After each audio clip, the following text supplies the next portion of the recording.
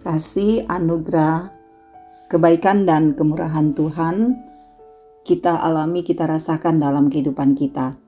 Mari kita bersyukur untuk semua yang Tuhan berikan. Saudara-saudara, kita jumpa lagi dalam renungan harian di hari Sabtu tanggal 6 Juli tahun 2024. Kita akan merenungkan firman-Nya. Mari satu dalam doa. Bapa di sorga, kami bersyukur Engkau senantiasa baik dalam hidup kami.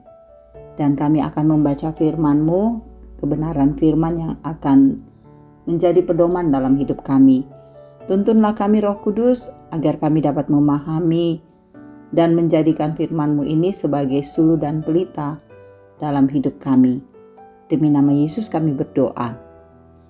Amin. Matius 8 ayat 18 sampai 22. Hal mengikut Yesus. Ketika Yesus melihat orang banyak mengelilinginya, Ia menyuruh bertolak ke seberang. Lalu datanglah seorang ahli Taurat dan berkata kepadanya, "Guru, aku akan mengikut engkau. Kemana saja engkau pergi?" Yesus berkata kepadanya, "Serigala mempunyai liang dan burung mempunyai sarang. Tetapi Anak Manusia tidak mempunyai tempat untuk meletakkan kepalanya."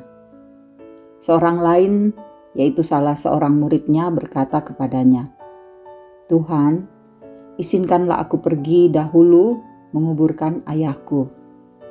Tetapi Yesus berkata kepadanya, "Ikutlah aku, dan biarlah orang-orang mati menguburkan orang-orang mati mereka." Saudara, demikian firman Tuhan. Amin. Kita ada dalam tema motivasi mengikut Yesus. Kalau saudara ditanya, mengapa ingin masuk surga? Apa jawaban saudara? Untuk pertanyaan ini, setidaknya ada dua jawaban. Jawaban yang pertama mengatakan, karena takut masuk neraka. Sedangkan jawaban yang kedua mengatakan, karena ingin terus bersama Yesus. Jawaban manakah yang saudara pilih? Jawaban saudara tentunya akan menyingkapkan motivasi saudara dalam mengikut Yesus. Pembacaan Alkitab hari ini menjadi perenungan penting bagi setiap orang Kristen yang menganggap dirinya pengikut Kristus. Ada dua tipikal orang yang ditampilkan dengan motivasi atau alasan yang berbeda, saudara, di dalam dia mengikut Yesus. Pada orang yang pertama cukup mengejutkan, yakni seorang ahli Taurat yang penuh semangat dan mau mengikut Yesus. Namun saudara, jawaban yang Yesus berikan membuatnya kemudian mengurungkan niatnya.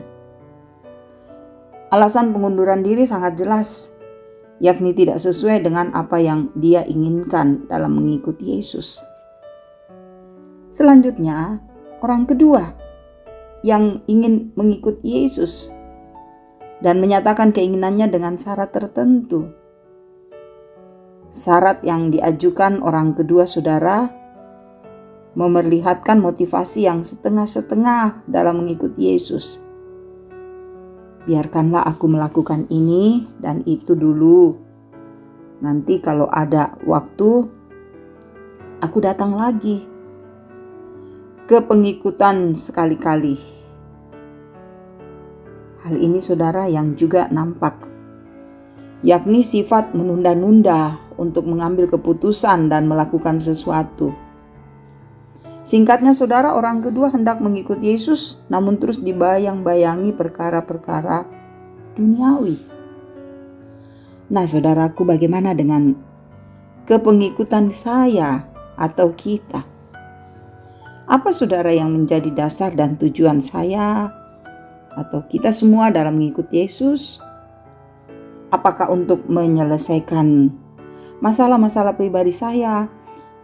Ataukah untuk mendapatkan keinginan-keinginan yang saya inginkan di masa depan?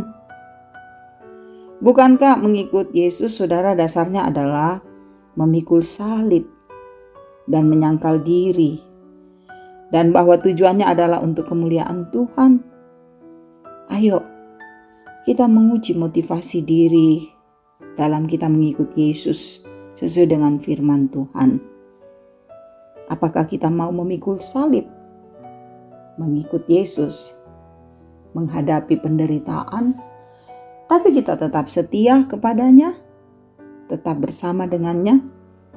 Atau justru kita menyangkal dia, meninggalkan dia, jauh dari dia?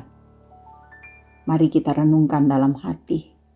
Tapi saya mau mengatakan, mari mengikuti Yesus, karena kita memiliki motivasi, siap menghadapi apapun bersama dengan Tuhan kita yang penuh kasih. Amin. Mari berdoa. Kami sadar mengikut Engkau Tuhan tidaklah mudah. Tantangan, rintangan selalu ada dalam kehidupan kami. Kami tak mampu menghadapinya.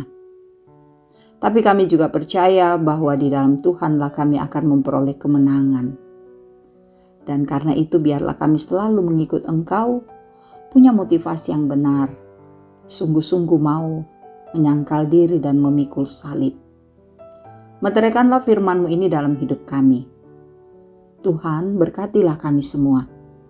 Saudara-saudara kami yang selalu mendengarkan renungan harian ini, Engkau berkati hidup mereka. Apapun yang mereka kerjakan, apapun yang mereka buat, berkati Tuhan. Engkaulah Tuhan satu-satunya yang akan menolong semua saudara-saudara kami. Engkaulah yang meneguhkan iman kami agar kuat menghadapi hidup ini. Tuhan, berkati anak-anak kami. Mereka masih berlibur, tetapi minggu depan mereka akan memulai lagi tahun ajaran baru. Sertai Tuhan, semoga anak-anak kami akan bahagia memasuki bangku pendidikan, bahagia menuntut ilmu. Tuhan menyertai mereka. Pekerjaan kami Tuhan berkati. Biarlah damai sejahtera-Mu selalu nyata dalam kehidupan keluarga kami. Demikian para orang tua kami dalam usia indah, semoga mereka selalu bersuka cita dalam Kristus.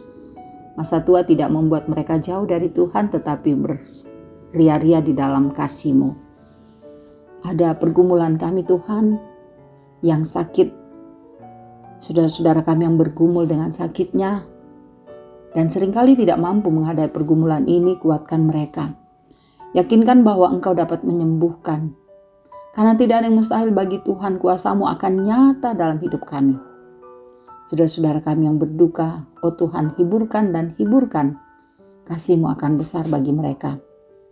Ada banyak lagi beban hidup yang masing-masing pribadi mengalaminya. Tuhan, jamah kami, topang agar kami semua melewatinya. Karena kami tahu Engkaulah sumber kekuatan dalam menghadapi pergumulan. Tapi juga Tuhan, di antara saudara-saudara kami yang mendengar renungan harian ini ada yang bersuka cita. Entah pertambahan usia atau berkat pekerjaan mereka boleh berhasil dan lain-lain. Kasihi dan sempurnakan sukacita kami. Demikian juga para pelayan-Mu, kasihi mereka agar terus melayan dengan setia. Demikian juga dengan semua saudara-saudara kami, dimanapun berada. Bahkan juga Engkau berkati pemerintah kami. Biarlah pemimpin kami tetap memerintah dengan bijaksana sesuai hikmat-Mu. Tuhan, ampuni dosa kami. Tuntun dan sertai kami agar kami teguh menjalani hidup ini. Dengarkan kami yang berseru, karena kami berdoa hanya di dalam nama Tuhan Yesus, Juru Selamat dan Penebus dosa kami. Amin. Terima kasih saudara-saudara boleh mendengarkan renungan harian ini. Biarlah firman ini menjadi bagian yang indah dalam kehidupan kita. Tetap kuat, tetap semangat. Kasih Tuhan bersama dengan kita. Tuhan Yesus memberkati.